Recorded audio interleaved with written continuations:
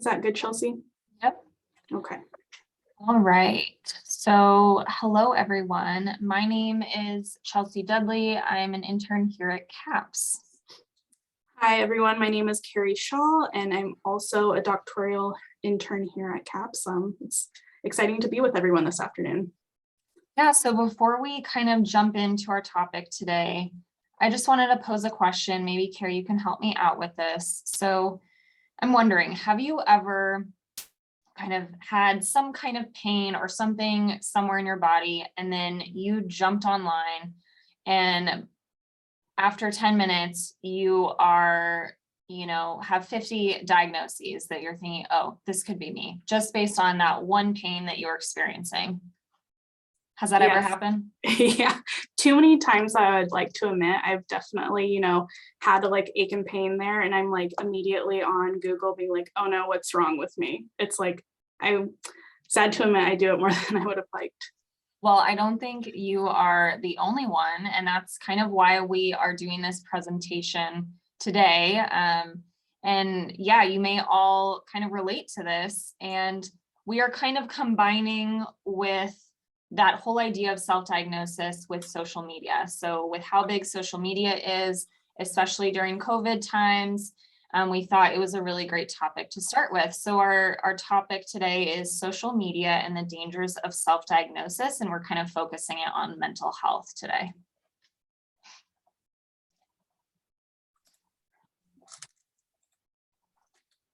So kind of just an outline of what today will look like. So we're going to talk in general about mental health and social media, and talk about what is self-diagnosis. What does that mean for the purpose of our presentation? And then why do we self-diagnose? And then we'll kind of weigh the benefits and maybe some of the dangers of self-diagnosing for mental health concerns. And then at the end, look at, okay, if I have concerns, what can I do? How can I help myself? Yeah, so we first want to start off with just like some general stats about social media. So these stats are, taken from, several years ago. So have in mind that these stats might not be fully representative of what's happening today, but a study in 2017 showed that about 80%, 86% of individuals between the ages of 18 and 29 use some form of social media. And then folks from a different study from 2018, individuals from the age 16 to 24 typically spend around 3 hours per day on a social media. And I'm imagining with COVID, folks being home all the time, not being able to go socialize, face to face with people, not being able to engage in pre-COVID activities, that number is going way up. I know my phone tells me how many hours a day or what my weekly average is of screen time I'm having. And I know that number has definitely risen during COVID times, which I'm not the proudest to say, but it's just the reality right now. We are on technology just so much more than we were several years ago. And what we have been seeing on social media, this new trend of folks giving and folks looking for information regarding mental health. There's this really popular social media platform out there right now where, it's very brief videos, and people are going on and being like, oh, do you experience, difficulties with concentration? Are you, forgetting your keys all the time? Are you forgetting important dates? Do you find yourself sadder than usual? So there's all these like new quick little bits of asking, hey, do you have these things going on? And we're quickly digesting this. Our algorithm is popping up all these different short videos for us to watch. And when we're digesting that, we're like, oh, wait, I forget my keys sometimes. I forget appointments sometimes. Oh, what, is that me? So we're noticing that a lot more folks are giving out information about mental health on social media, and there's a lot more consumption of that material on social media as well. So when we talk about self-diagnosis, that example that I asked Carrie earlier about, some kind of ache or pain in her body, that can be more of like a typical medical thing that you look into. So this can be both with mental health concerns and with medical concerns. This idea of going online, whatever source of information you're looking for, and typing in whatever symptoms you have or experiencing, and then kind of identifying a certain kind of diagnosis for yourself based on that information. And typically it's, a quick Google search or whatever it might be with these symptoms, and then finding the most common diagnosis of, oh, if you have this and this and this, you might most likely have this. And there are also websites out there who offer kind of these online screening tests of for specific disorders, like, oh, take this online test and find out if you might have ADHD, or find out if you have OCD, or things like that. And we're finding that there are a lot more individuals who are seeking out that information online and then kind of doing that self-diagnosis of, oh, I took this online test and it said that I had this diagnosis. And along with that, part of this self-diagnosis comes from a lot of personal testimonies online. And that can be something that a lot of people feel connected to based on so many people online sharing, being open to sharing more about their mental health concerns and saying, oh, this is what I was experiencing, and this is the diagnosis I have, and that might be the case for you. And so we're seeing that there's more people going towards that social media or going towards online materials to kind of diagnose what's going on for themselves. Right. So why do we self-diagnose? So I think, we can all kind of identify and resonate when, especially during COVID times, we're all kind of like on edge about how we're feeling, our bodies.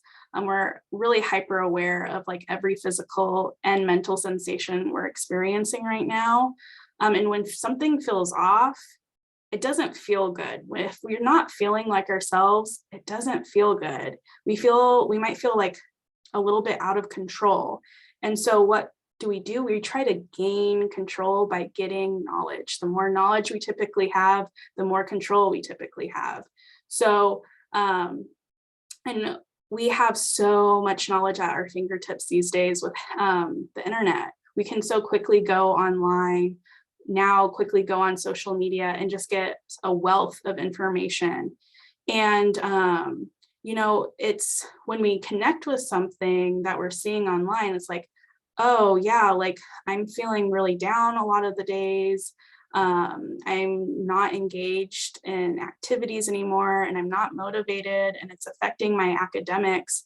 That can be concerning for you, right? And you want to try to find an answer to what is going on.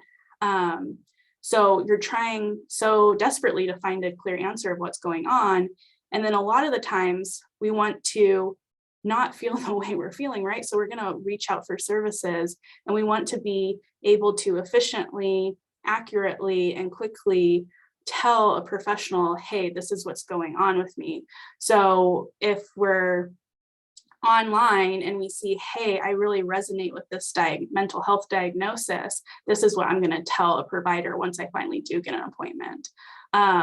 So it's the reason why we self-diagnose is it's really, we want more control. We want answers. We don't want to sit in that discomfort of not knowing what's going on with us. So it's quite normal to want to get pulled in that direction. And there are a lot of benefits to self-diagnosing. One is, like I was saying, like when you do go seek care from a medical provider, from a mental health provider, you're well informed about what's going on with you. Sometimes when, we're struggling with a mental health condition or issue, it's hard to articulate what we are fully experiencing. But when someone has already written out, like in concise words, what we're feeling, we can just, then tell that person, tell that professional. Say that, you're really resonating with a difficult diagnosis. If you have already kind of done a lot of research, pulled a lot of information about that condition, it might be not so hard to digest or accept that you have that condition if you've already been doing lots of research on it, kind of already starting that, that acceptance process of being like, hey, this is like something that I'm really struggling with. And then along with self-diagnosis, it's okay, how do I treat that condition? How do I treat and move on and live with this condition? So you kind of have ideas already based off of being online that, oh, I can expect this as a form of treatment. If I'm struggling with like an anxiety disorder or a depressive disorder, I might expect that, okay, I might try some medications and I might try some traditional talk therapy for a couple months. So you can kind of go in if hey, I think this is what I have, you're going to have a better idea about what treatment's going to look like. And when we have a better idea of what treatment's going to look like, it can kind of speed up the process of just knowing a general base knowledge of what that process will look like for you. So kind of shifting gears a little bit, Carrie talked a lot about what are the benefits and the pros to self-diagnosis and why do we self-diagnose? And so kind of transitioning to the potential downsides of self-diagnosis, especially when we're talking about mental health and when we're talking about diagnosing based on social media accounts that you're looking at or information that you're finding on social media. So kind of the general overall potential downside is that we don't know where this information necessarily is coming from, or the resources or information, statistics, research that has been done to inform this information. So leading to this confirmation bias, when I talk about that, I mean that we may have an idea of what we might have based on some symptoms that we're experiencing. And then, so we already have that internal idea, and then we go online and find other people with similar things, and that just kind of confirms, oh yeah, so they have that, so that must mean that I have that too. And that may not always be the best thing because everyone is different and everyone's brain chemistry is different. And so kind of going off of that, when we're looking at social media, we may be looking at accounts that are not professionals in the mental health field. And, that platform that Carrie was talking about, where it's those quick videos, there's so many millions of videos that have these hashtags of mental health or therapists on this platform that are sharing this information. And so we're not saying that there aren't professionals on these accounts that are well informed, but we just don't fully know. And so, that leads, we'll talk a little bit about what we can do to make sure we're getting the right information that has research backed into it. But, one of these other dangers is just that it can lead to a lot of worry that maybe not be as necessary. So we may have this one thing that's really been sticking with us, whether it's, I can't sleep at night. Well, that one thing can relate to a lot of different things. And we may become overly worried about, what if I have this one really intense mental health diagnosis because of this one thing I'm experiencing, and when in reality, it may not be that at all. And so it may not be an accurate diagnosis for you. And that could lead to just some unnecessary concern and worry for whatever period of time it is that you're experiencing those concerns. So those are just some of the dangers, potential downsides of looking online or looking to social media when we want to self-diagnose for a mental health concern.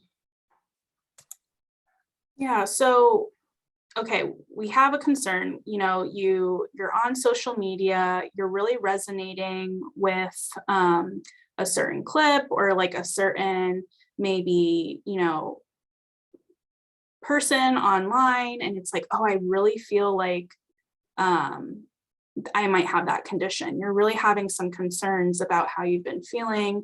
So what do you do?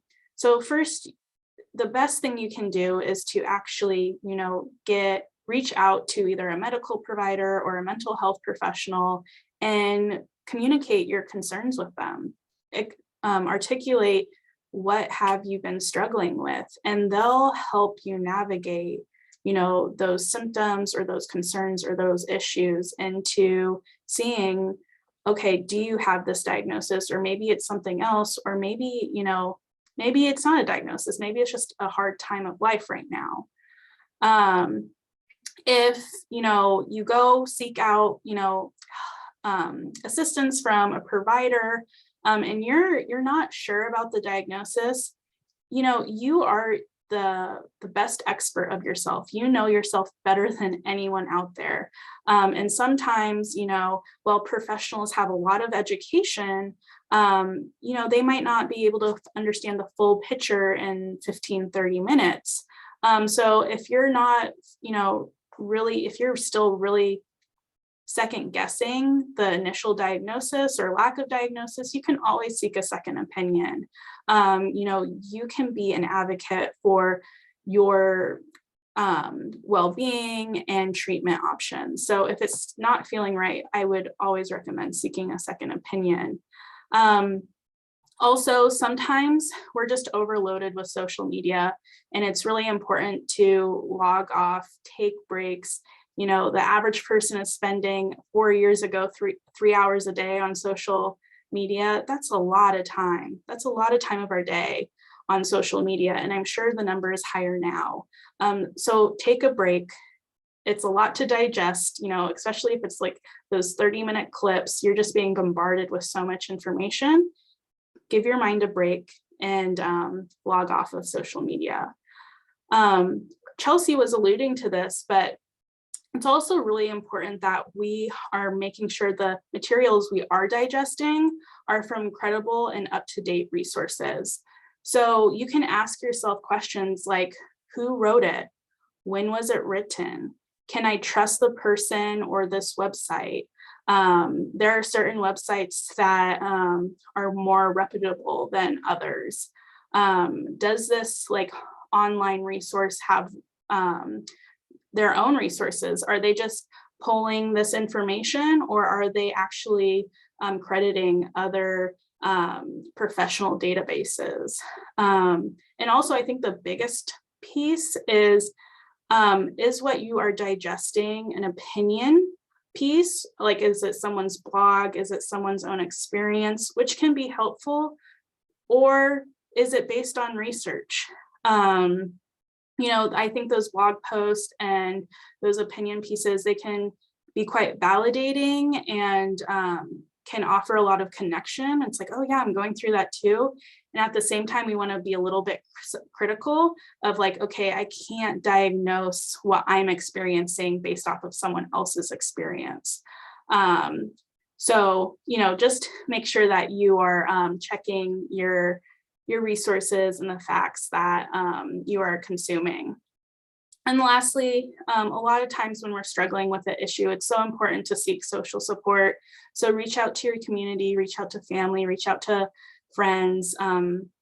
Sometimes we could be going through something and we're not talking about it, and it could be quite common experience. And when we reach out and are vulnerable with our community and what we're struggling with, we can actually find, hey, that might be a normal experience. And a lot of other folks are going through the same thing, especially during the time of COVID. Let's be real, we're all not on our peak performance right now. It's a hard time. So really connecting with other folks right now can be really helpful. So we want to give you some takeaways. I know this is just a brief, 20, 25-minute talk that we're giving to you today, but if you're still interested in, hearing more about what are the benefits and dangers to, self-diagnosis, especially around mental illness, these are the first two are podcasts that you can listen to. Chelsea's putting the links to these in the chat. The second podcast is they're talking with an individual who has ADHD and their perception and their experiences with these self-proclaimed therapists on these social media sites. I was listening to it the other day, and she was just talking about how, it's crazy how we're diagnosing these really significant conditions based off of very common experiences. So it's interesting podcast if you have time to listen to. And if you don't have time to listen to something but would rather read something instead, this last bit is actually that individual who is talking in the second podcast. She wrote up a bit about her experience with having ADHD and her perceptions with mental health diagnoses and social media. So if you all have time or interest, these are some things that I would recommend to keep the critical thinking going. And then just fairly briefly, we always want to offer our services if you are unaware of what we offer at CAPS. So we have a bunch of great group therapy options as well as workshops. So some of the workshops that we have running currently, one called Getting Unstuck, one on mood management, and one on mindfulness. So these workshops are really great if you're wanting some psychoed education about concerns that you're having and also building up some coping skills. And then we obviously have individual counseling and psychological testing and assessment if there's some concerns related to ADHD or learning disabilities. And then we also have an upcoming RTT next Thursday on February 3rd. And it's the title for that one is on Men Need Friends Too. So here's how to make them. And then, we have our resources there at the bottom for CAPS and then also for health promotion. And that's it for our presentation. What I'm going to do now is also include a couple links for it kind of has resources for other workshops available and a list of our other RTTs for the rest of the semester. So I'll do that now. And then I'm going to go ahead and stop sharing. And I think this is a good point that we could stop recording this session. So we can if we have about 4 minutes for questions or comments for folks. So